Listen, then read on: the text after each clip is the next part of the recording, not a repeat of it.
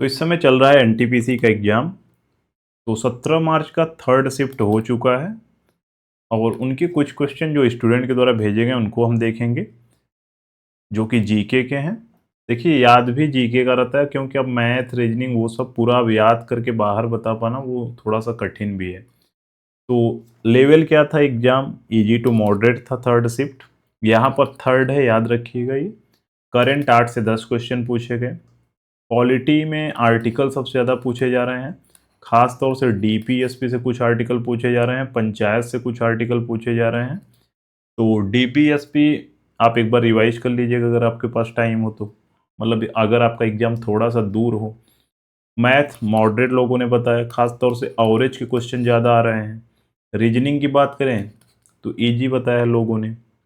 Science 4 से 5, economy 2 से 3, computer 2 से 3, और सारे भी क्वेश्चन हैं। बाकी गुड अटेम्प्ट की बात करें, अगर आप 80 से 85 के बीच में अटेम्प्ट किए हैं और 8-10 गलत भी होता है, तब भी आपका लगभग प्री निकलने का चांस है। अब जोन वाइज वैकेंसी भी डिपेंड करती है। तो चलिए, जो क्वेश्चन भेजे गए हैं उनको एक बार देख लेते हैं। ये थर्ड शिफ्ट है, यहाँ पर आप कंफ्यूज मत होइएगा। अगर आप थर्ड शिफ्ट का एग्जाम दिए होंगे और आप वीडियो देख रहे हैं तो कमेंट करके बताइएगा कौन कौन सा क्वेश्चन इसमें से आया था। आर्टिकल 243, 243 में क्या है? 243 में पंचायती राज व्यवस्था के बारे में बात किया गया है।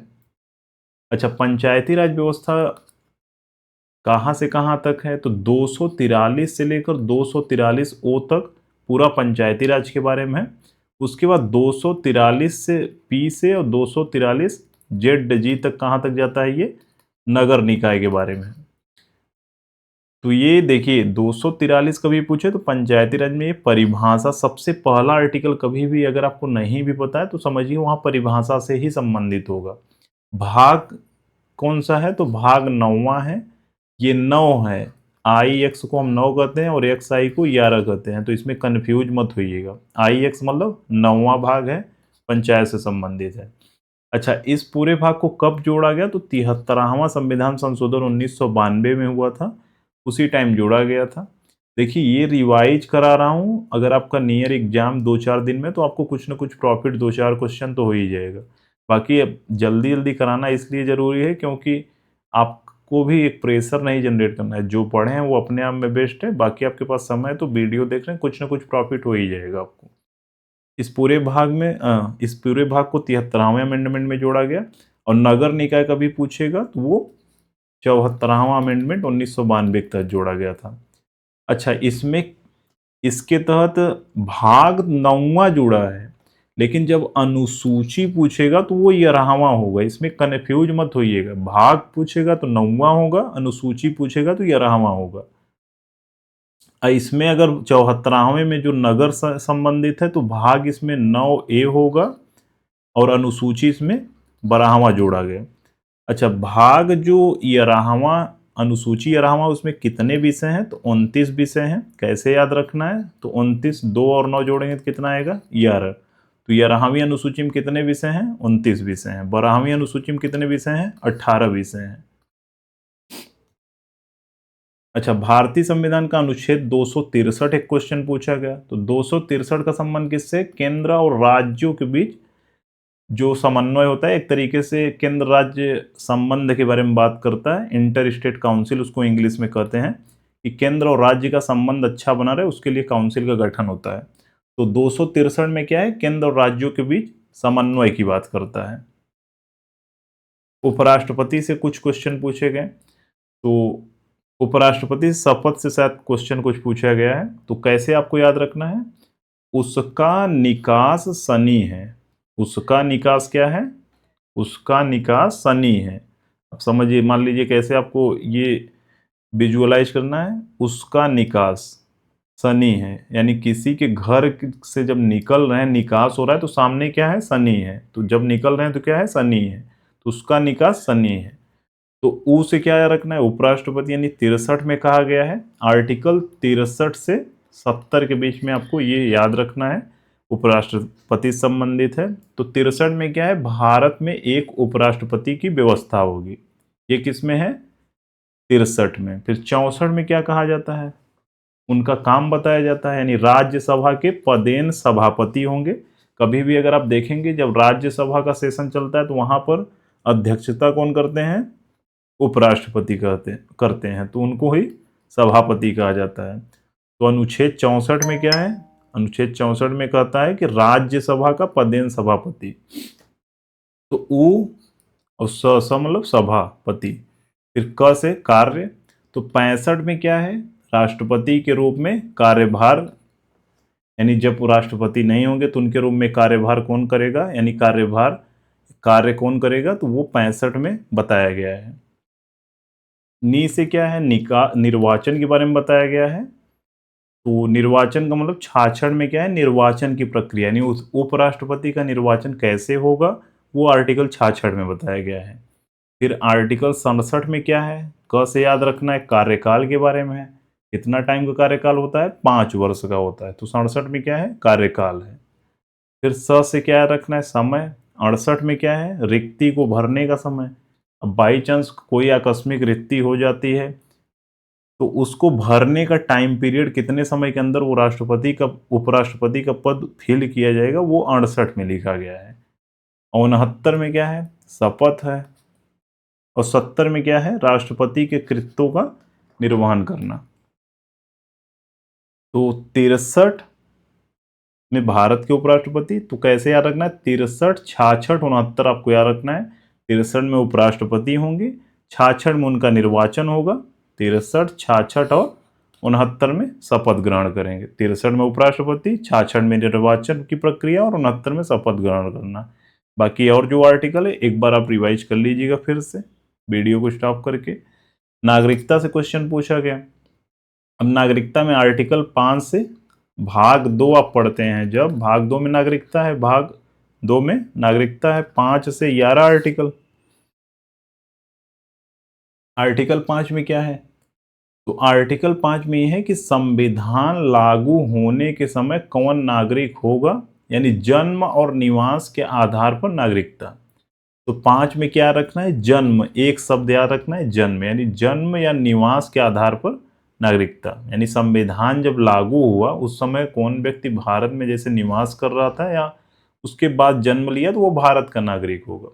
अब देखिए नागरिकता में भी बहुत सारी चीजें हैं, लेकिन आपको सिर्फ ये आर्टिकल याद रखना है, अगर इससे क्वेश्चन बनता है तो आप आसानी से कर पाएंगे। तो आर्टिकल 5 में क्या है? जन्म या निवास के आधार पर नागरिकता। संविधान लागू होने के समय कौन व्यक्ति नागरिक होगा वो किस बेस पे देखा जाएगा? जन्म और निवास के आधार पर। अब 6 में क्या कहा गया है? पाकिस्तान से आए लोगों के लिए नागरिकता। अब देखिए 5 क्या कह रहा है? 5 ये है कि संविधान लागू होने के समय कौन कौन नागरिक होगा, कौन नहीं होगा, उसके बाद जो जन्म लेगा वो नागरिक होगा।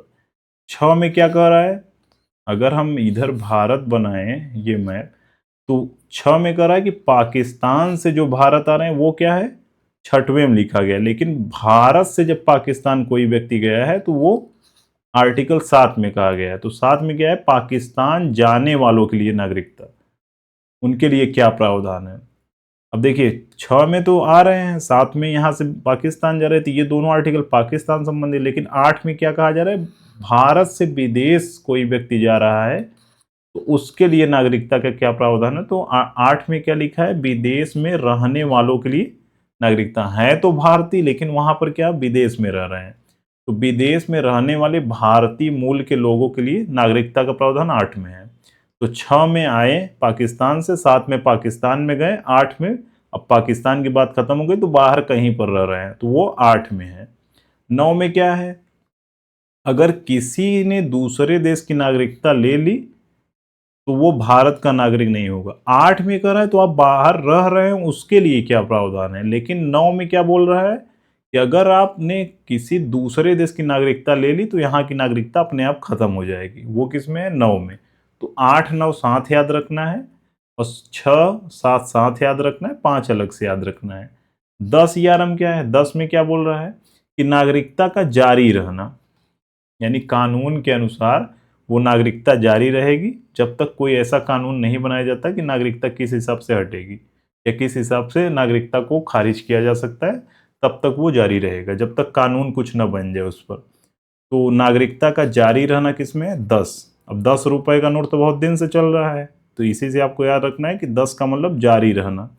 11 में क्या है, 11 में ये चीज बोला गया है कि कानून बना सकती है कौन, संसद। तो संसद को अधिकार है कि नागरिकता पर कानून बनाने की उसके पास शक्ति है, वो नागरिकता के विषय पर कानून बना सकती है। तो 5 में क्या था, जन्म था। 6 में क्या था, पाकिस्तान गए। 7 में क्या था, अच्छा 6 में क्या था कि पाकिस्तान से भारत आए। 7 में पाकिस्तान गए। 8 में विदेश गए। 9 में विदेश में जाकर वहीं पर बस गए, वहीं की नागरिकता ले ली। 10 में क्या है, जारी रहना। 11 में क्या है, संसद कानून बनाएगा। एक क्वेश्चन शायद 248 से पूछा गया। 248 में देखिए अवशिष्ट शक्ति के बारे में बताया गया है। जैसे आपने 7वीं अनुसूची में 3 शक्तियां सुनी होंगी, संघ सूची, राज्य सूची, समवर्ती सूची। तो उसके बाद इन तीनों में जो नहीं आता उसको हम अवशिष्ट सूची कहते हैं। तो आर्टिकल 248 अवशिष्ट विधायी शक्तियों के बारे में बात करता है। 248 में लिखा गया है कि भारतीय संविधान का आर्टिकल जो 248 है वो संसद को अवशिष्ट शक्तियां प्रदान करता है। यानी साधारण भाषा में समझे तो यहाँ पर तो डिसाइड है कि राज्य सूची में राज्य कानून बनाएगा, संघ सूची में संघ बनाएगा और समवर्ती में दोनों बनाएंगे। लेकिन अवशिष्ट में क्या होता है, अवशिष्ट में ये चीज होता है कि उसको उस पे मतलब पावर किसको दिया गया है, अगर वो अवशिष्ट सूची में जो भी विषय है तो वो केंद्र सरकार के पास चला जाता है, केंद्र सरकार उस पर कानून बनाता है। तो यहाँ पर आप ध्यान से देखेंगे लिखा भी है कि 7वीं अनुसूची की 3 सूचियों में से किसी में भी शामिल जो विषय नहीं है उन पर कानून बनाने का अधिकार सीधा केंद्र सरकार यानी संसद के पास होता है। तो आर्टिकल 248 क्या है, अवशिष्ट शक्ति के बारे में बताया गया है।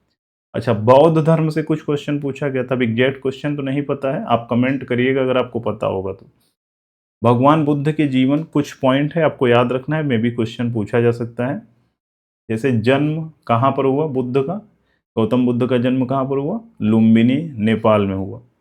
अच्छा, प्रतीक क्या है, कमल या सांड कहा जाता है जन्म का प्रतीक।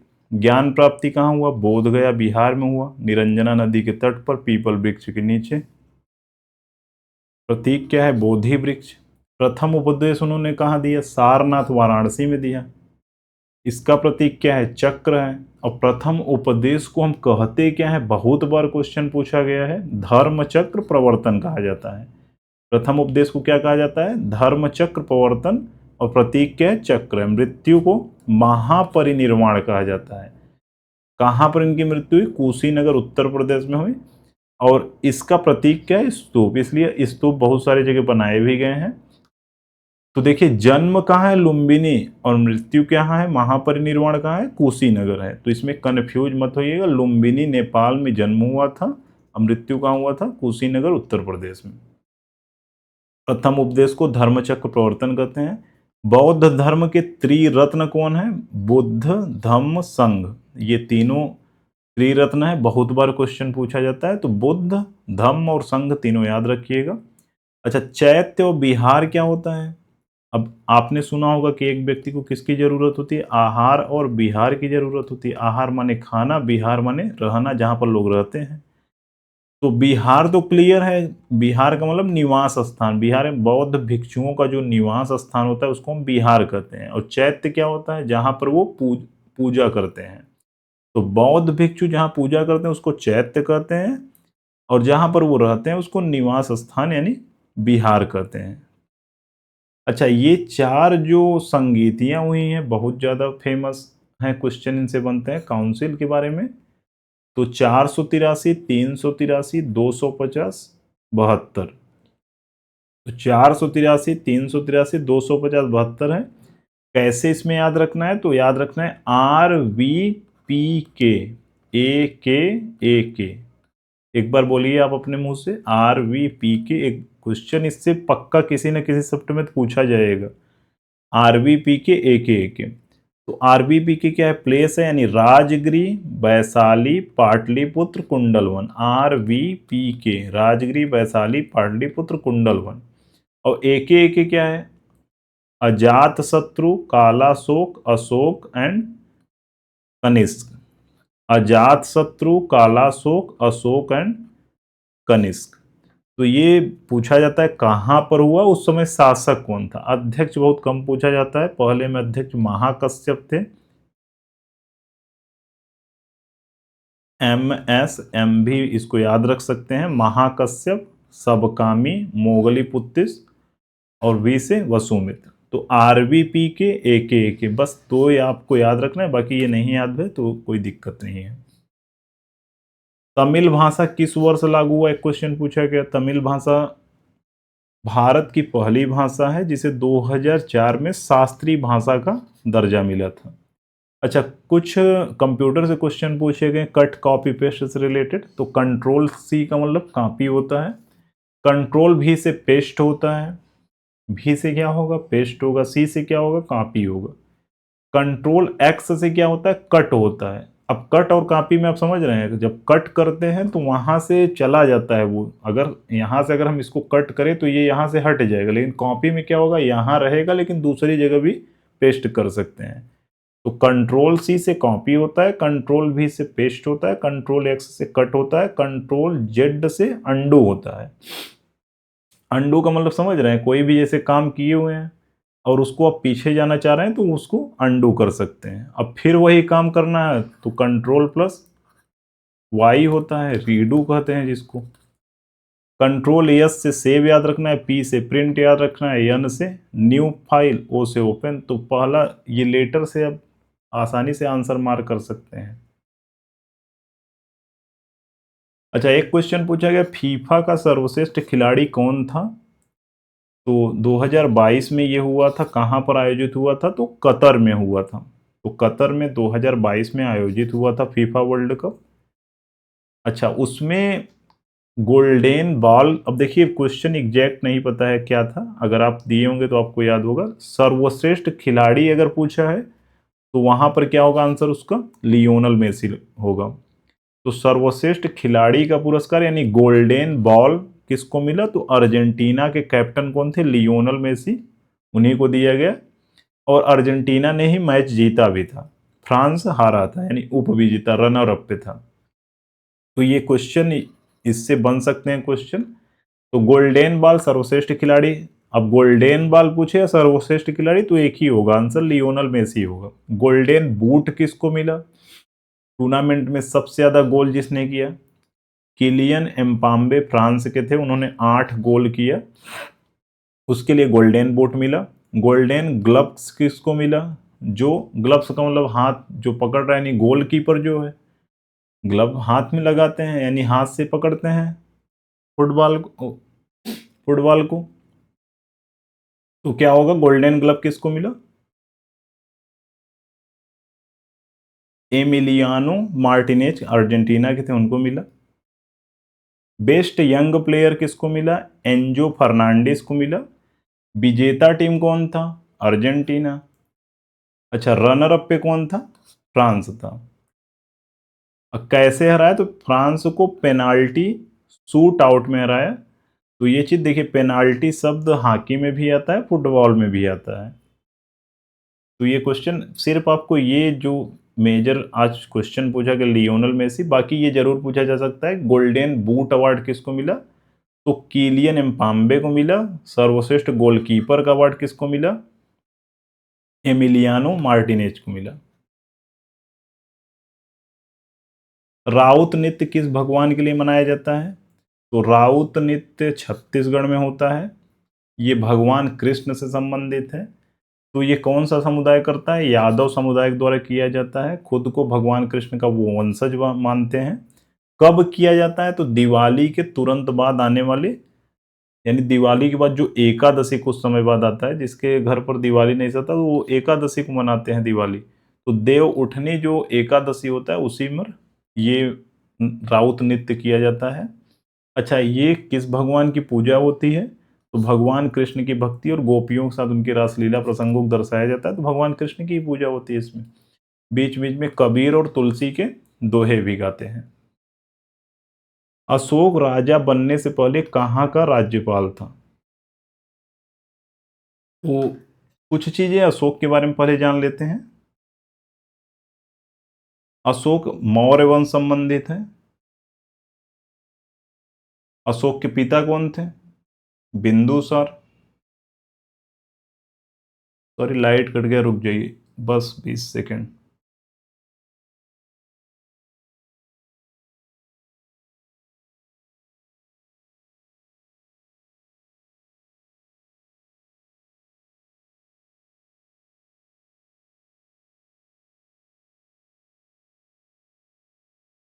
हाँ, तो क्या था, सॉरी बीच में इंटरप्ट हुआ। तो अशोक मौर्य वंश संबंधित है, पिता कौन थे इनके, बिंदुसार थे। दादा कौन थे, चंद्रगुप्त मौर्य थे। तो आप देखेंगे दादा तो कभी नहीं कहा जाता, नॉर्मली वो तो पद में दादा है, लेकिन कभी ये सब क्वेश्चन नहीं पूछा गया दादा कौन थे। तो चंद्रगुप्त मौर्य, फिर बिंदुसार, फिर अशोक। शासनकाल 268 से 232 अशोक का शासन था। अभिलेख की बात करें तो इनकी जो भाषा थी वो प्राकृति थी, और लिपि कौन थी, ब्राह्मी। अच्छा, उत्तर पश्चिम में यहाँ वाला जो इलाका है, यहाँ पर खरोष्ठी लिपि चलता है। खरोष्ठी लिपि में क्या होता है ना, जैसे उर्दू आप देखेंगे तो इधर से इधर लिखा जाता है, लेकिन ब्राह्मी क्या होता है, लेफ्ट टू राइट, जैसे हम लोग हिंदी लिखते हैं उसी हिसाब से ब्राह्मी लिखा जाता है। लेकिन भाषा कौन सी थी, तो प्राकृति थी। सबसे प्रसिद्ध की बात करें तो सारनाथ का जो सिंह स्तंभ है बहुत ज्यादा फेमस है। ये जो अभिलेखों में सबसे प्रसिद्ध कौन है, सारनाथ का सिंह स्तंभ। कलिंग युद्ध की बात करें 268, हाँ सॉरी 261 और 269 में इनका राज्याभिषेक हुआ था। उसके 8वें वर्ष इन्होंने कलिंग युद्ध लड़ा था, और भारी जनहानि के बाद में इन्होंने भैरी घोष को हटाकर धम्म घोष की नीति को अपनाया। तो अशोक ने युद्ध त्याग कर बौद्ध धर्म अपना लिया था। अच्छा, बौद्ध धर्म के प्रचार के लिए इन्होंने किसको भेजा था श्रीलंका, तो अपने पुत्र महेंद्र और पुत्री संघमित्रा को कहाँ भेजा था, श्रीलंका भेजा था। अच्छा, प्रमुख भिक्षु कौन थे, मोगली पुत्तिस। आपने देखा होगा कि जो तृतीय बौद्ध काउंसिल होती है तो उस समय वहां पर मोगली पुत्तिस भी थे। तृतीय बौद्ध संगीति होती कहाँ पर है, तो पाटलिपुत्र में होती है। मैंने बताया था RVPK से याद रखना है, राजगिरी, वैशाली, पाटलिपुत्र, कुंडलवन। उपाधि देवनाम प्रियदर्शी। अच्छा, क्वेश्चन क्या पूछा गया कि अशोक राजा बनने से पहले कहाँ का राज्यपाल था, तो उज्जैन का राज्यपाल था। ये चीज कभी दोबारा पूछे तो आपको याद रखना है, उज्जैन को ही हम क्या कहते हैं, अवंती कहते हैं।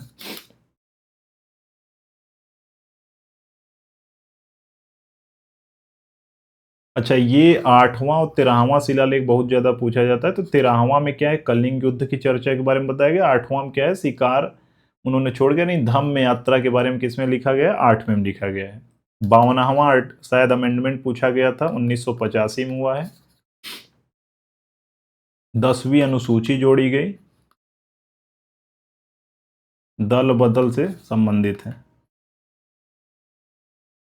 दल बदल का मतलब समझते हैं, एक पार्टी से दूसरे पार्टी में चला जाना पैसा लेकर, या ये सब चीजों। तो वो दल बदल से संबंधित कुछ कानून 1985 में 52वें अमेंडमेंट के तहत आए थे, और 10वीं अनुसूची जोड़ा गया था। गुप्त उष्मा और विशिष्ट उष्मा से शायद क्वेश्चन एक पूछा गया था। तो विशिष्ट उष्मा क्या है, जैसे किसी भी पदार्थ को अगर हम 1 डिग्री सेल्सियस बढ़ाते हैं तो उसमें जितनी उष्मा चाहिए उसके लिए, उसी को हम क्या कहते हैं, विशिष्ट उष्मा। जैसे मान लीजिए कि हम ये जानते हैं कि 100 डिग्री सेल्सियस जब होता है तब क्या होता है, पानी उबलने लगता है। तो यही रीजन भी है कि जब देखिए पानी का जो स्पेसिफिक हीट क्या होता है वो ज़्यादा होता है, यानी जब 1 डिग्री बढ़ाने के लिए जितनी उष्मा चाहिए उसको हम क्या कहते हैं, विशिष्ट उष्मा कहते हैं। तो हर एक जो पदार्थ है उसका अलग अलग विशिष्ट उष्मा होता है। तो यहाँ पर क्या होगा, पानी की स्पेसिफिक हीट ज़्यादा होती है, यही रीजन है कि जल्दी गर्म नहीं होता पानी। आप 100 डिग्री तक जब ले जाएंगे तब कहीं पानी जाकर उबलेगा। तो इसका फार्मूला भी होता है MC∆T। तो ये फार्मूला से क्वेश्चन तो बहुत रेयर ही बने। तो किसी पदार्थ का तापमान अगर हम 1 डिग्री सेल्सियस बढ़ाते हैं तो उसमें जितनी उष्मा चाहिए उसी को हम विशिष्ट उष्मा कहते हैं। यानी 1 डिग्री टेम्परेचर बढ़ाने के लिए जितनी उष्मा चाहिए उसको क्या कहेंगे, विशिष्ट उष्मा कहेंगे। गुप्त उष्मा क्या है, तापमान बदले बिना अवस्था बदलने में जो लगने वाला उष्मा होता है उसको हम गुप्त उष्मा कहते हैं। यानी टेम्परेचर नहीं बदलेगा लेकिन उसका अवस्था बदल जाएगा। जैसे आप देखेंगे कि पानी क्या होता है, 100 डिग्री सेल्सियस है, जैसे 100 डिग्री सेल्सियस पहुंचता है वो क्या होता है, भाप बन जाता है। तो टेम्परेचर तो सेम है, यानी तापमान बदले बिना, टेम्परेचर नहीं बदल रहा है लेकिन अवस्था बदलने में जो उष्मा खर्चा हो रही है उसी को हम क्या कहते हैं, गुप्त उष्मा। तो ये चीज याद रखिएगा कि तापमान बदले बिना अवस्था बदलने में जो लगने वाली उष्मा होती है उसी को हम क्या कहते हैं, गुप्त उष्मा कहते हैं। एक दर्पण से शायद क्वेश्चन पूछा गया था, क्लियर नहीं है, पता नहीं कौन सा क्वेश्चन था वो। एक्सेल का एक्सटेंशन पूछा गया है। तो एक्सेल का देखिए XLS होता है, आप ऐसे भी एक्सेल बोलेंगे तो XL तो उसमें आएगा ही। PPT का क्या होता है, PPT होगा या PPTX होगा। XLS में X, अब नए वाले में X होता है एक्सटेंशन, उसमें लगा होता है। डॉक में वर्ड यानी MS वर्ड, जब आप कोई PDF बनाते हो तो उसमें डॉक उसका एक्सटेंशन होता है, डॉक या डॉक X होता है। आउटलुक का क्या होता है, PST होता है। और एक्सेस का क्या होता है, DB यानी डाटाबेस से संबंधित होता है, तो ACCDB भी हो सकता है या DB लिखा होता है। तो वर्ड में डॉक होता है, एक्सेल में XLS होता है, PPT में PPT होता है, आउटलुक में PST होता है, एक्सेस में DB होता है। अच्छा, मैथ्स में और ऐसे क्वेश्चन ज़्यादा पूछेंगे, रीजनिंग में रैंकिंग के क्वेश्चन आप देख लीजिएगा अगर आपका आगे एग्जाम है। बस इतना ही क्वेश्चन मिला था। अगर आपका इसमें से क्वेश्चन कोई आया हो, यानी आपने सही किया हो, कौन सा आपका सही है, बाकी आपको क्वेश्चन याद हो तो कमेंट करके ज़रूर बताइएगा। मिलते हैं नेक्स्ट वीडियो में। Thank you, thanks for watching.